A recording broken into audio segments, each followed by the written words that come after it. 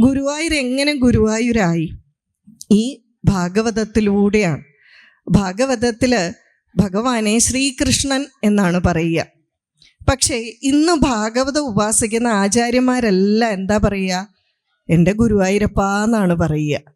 ആ ശ്രീകൃഷ്ണനെ പോലും പറയുന്നത് ഗുരുവായൂരപ്പ എന്നാണ്. എങ്ങനെയാണ്? ആ ഗുരുവായൂരിൽ ഇതുപോലെ തിരക്കൊന്നുമില്ലാതിരുന്ന കാലഘട്ടത്തിൽ എന്തു ചെയ്തു? എല്ലായ്പ്പോഴും ഏതെങ്കിലും ഒരു ആചാര്യൻ ഭാഗവതം വായിച്ചുകൊണ്ടിരുന്നു, ഭാഗവത പാരായണം നടത്തിക്കൊണ്ടിരുന്നു. അപ്പോൾ ആരെങ്കിലും വന്നിരുന്ന് കേൾക്കും. ഭഗവത് കഥകൾ നിരന്തരമായി കേട്ടുകൊണ്ടേയിരുന്നു. ആ ഭഗവത് കഥകൾ നിരന്തരമായി കേട്ടുകൊണ്ടേയിരിക്കുമ്പോൾ അവിടെ ആളുകളുടെ ഉള്ളിൽ ഭക്തി നിറയും. ആളുകളുടെ ഉള്ളിൽ ആ ഭഗവാനെ പറ്റിയുള്ള ചിന്ത കൂടുതലായിട്ട് വരും. ഭഗവാന്റെ ചരിതം മനസ്സിലാക്കണമെന്ന് തോന്നും.